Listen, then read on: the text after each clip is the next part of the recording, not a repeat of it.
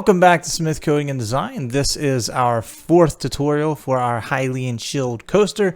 Last time we went through Op1. Today we'll go through all of the toolpaths for Op2 and we will finish our part.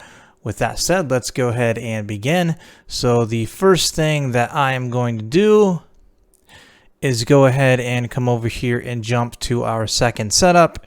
And we just want to make sure that the stock from the preceding setup did in fact transfer, which it did. So we see that nice top hat of material, which we are going to remove now. So I'm going to go back to my home view, and then I'm going to go to a 3D adaptive clearing.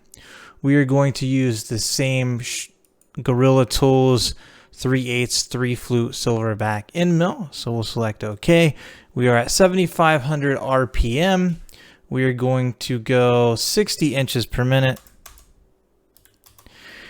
And let me go ahead and move this up and over so that you can see. So again, 7,500 RPM, 60 inches per minute. That gives us right about 2.6 thou per tooth. So the next thing I'm going to do is skip over geometry again because it is a 3D toolpath.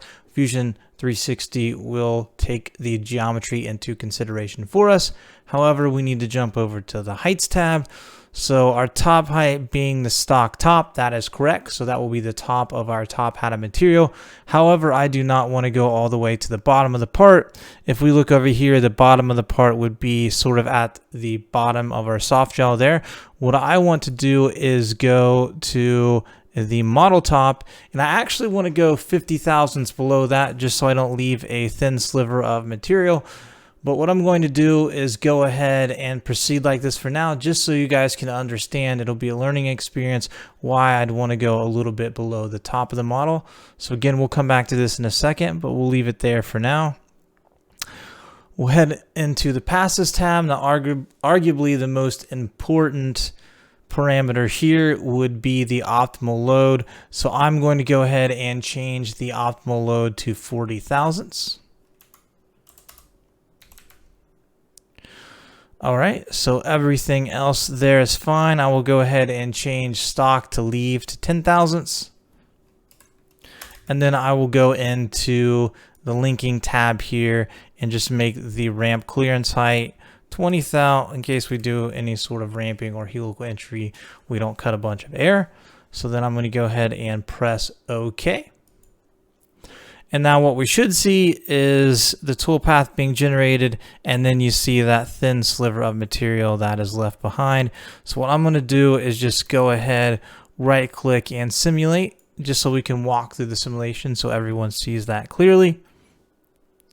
Here we go. So we're just walking around, clearing the material off the top, and you can see we're just leaving that thin sliver of material, which I don't want to do. So what I'm going to do now is I'm going to exit the simulation. I'm going to right click on our toolpath and edit. And now if I go back into the heights tab, and I'm just going to go 50 thousandths below the top of our model, so minus 0.05, click OK. So now we should see the toolpath generate properly. There you go. And if we just sort of orbit here, you can see there is not that thin sliver of material. So we'll go ahead and simulate again just to make sure everything looks good. Right click, simulate. And again, I'm just going to use the timeline here just to make it go faster so I can sort of control the speed. There we go. So everything looks good to me. Again, we're just clearing off the top hat of material, and we're going to leave 10 thousandths on the top surface here for us to go ahead and finish with a spiral toolpath. So I'm going to exit here, and the next thing I'm going to do is the 3D spiral. So I'm just going to go to 3D. I'm going to go to spiral. Again, we're going to use the same 3/8 3-flute Gorilla Silverback end mill. Minimizing our tool changes, especially since I don't have a tool changer. I'm going to go 60 inches per minute. The next thing I'm going to do is go into geometry. We're going to skip this for now. We will hop back in here in a minute and I'll show you why. And we will use the bottom patch, which we did in sort of the first tutorial. So for now, let's skip over geometry. Let's go to heights. So I'm going to go with the model top for my top height. However, we left 10 thousandths on top of the model, so I'm just going to change this to 0.01. Model bottom is fine for now because again we're going to use the patch here in a minute. I just want to show everyone why I'm going to use the patch. That way it will make sense. So everything here I'm going to leave as default. I will enable smoothing and feed optimization. Again, sorry if it does sort of block some of the parameters here. So I'm going to go ahead and press OK. So that should be good. Now here is why I want to use the patch. You can see all of the retracts in Z where the spindle picks up and then comes back down. So I sort of want to avoid that. Again, my 770 tends to leave witness marks if I am doing a lot of Z retracts or changing momentum rather quickly. You know, again, maybe an exaggerated example of that would be a right angle turn where the spindle needs to slow down before it can essentially instantaneously go left or right. So we want to avoid that because we will leave a witness mark. So with that being said, if we right click and we go to edit and we go back into our toolpath, move it back over here so we can see, and we go to the geometry tab. If we go into model, we go over here, we expand the model. I'll go ahead and minimize the toolpaths for Op1. And if we expand the model and we go into our setup for Op2, we go to our Hylian shield, and then we just select the bottom patch. There we go. And we click OK. And now you can see we have this nice continuous toolpath, so we're not picking up the spindle and coming back down. We're just going to have this nice smooth continuous motion. However, there are some inefficiencies. You can see here to the left and right where the patch is bigger than our part. We are cutting air. In my opinion, it's worth the better surface finish. Let me know your opinion in the comments below whether you think you would rather have the Z retracts and save time on the toolpath. It's a 5-minute toolpath, or you'd rather have a nice smooth continuous motion and try to get the most aesthetically pleasing surface finish that you can.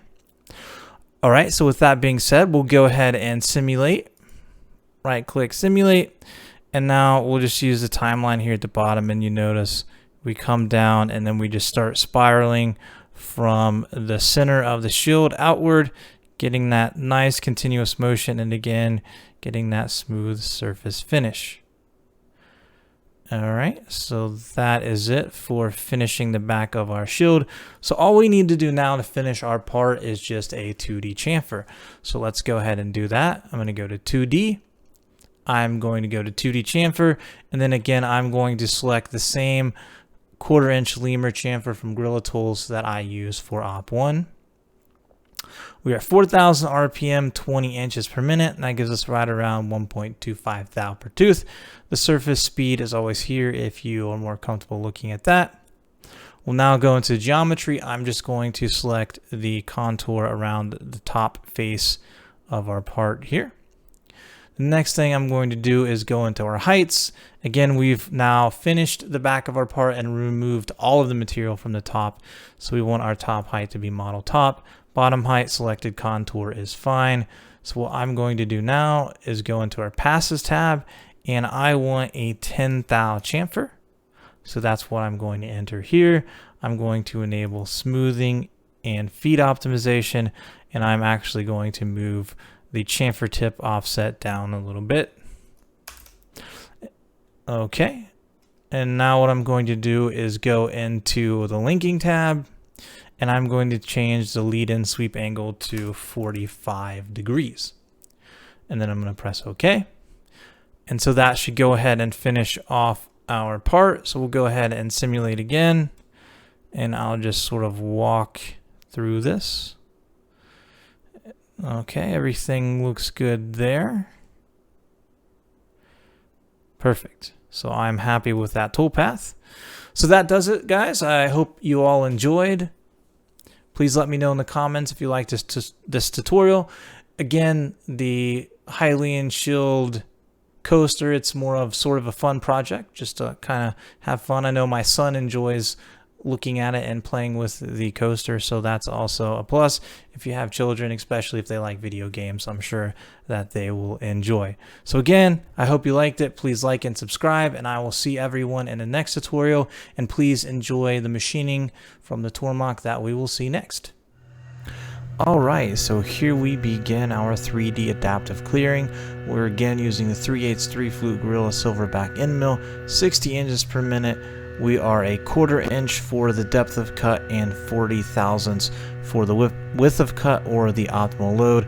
Again, you can see those ugly notches that I had to cut out with the hacksaw, but if you make the jaw spacing 4 inches as suggested in the soft jaw tutorial, you will be fine, and you should not have to do that. The extra 1/2 inch should give you plenty of clearance to go ahead and tighten the jaws. So it's a rather lengthy toolpath, so what we'll do is just sort of go ahead and speed through or skip ahead to some of the interesting parts, and then we will get into our next toolpath, which will be the 3D spiral. Alright, here we begin the 3D spiral toolpath of the 3/8 3-flute Gorilla Silverback end mill, 60 inches per minute, 10 thou depth of cut. So again, we're just taking that 10 thou off to go ahead and finish the backside, and 94 thousandths for the width of cut, just getting that smooth surface finish using that patch that we went over to go ahead and keep a nice continuous machine motion. And as you can see, the surface finish is coming out beautiful. So now we'll just skip ahead a little bit, and then we'll go ahead and finish off the design with the 2D chamfering. As mentioned previously, we are cutting air. You can see that here. So that is the inefficiency, where we use the circular patch that indeed covered more area than the part itself. So that's why we go off to the side here, where we would indeed be following that circle and cut air instead of the part. But again, we keep that fluid machine motion and try to get the best surface finish that we can. So in my opinion, it is well worth the inefficiency and getting the better surface finish. Let me know what your thoughts are in the comments below. So here we are finishing off the part with our 1/4 Lemur chamfer from Gorilla Tools. We're going 20 inches per minute, and our chamfer width is 10 thou. Again, you can see that beautiful surface finish left by the 3D spiral toolpath. It's finished here. And so that's it, guys. I hope you enjoyed the tutorial series, and catch me in the next one. Please like and subscribe, and I'll see you soon.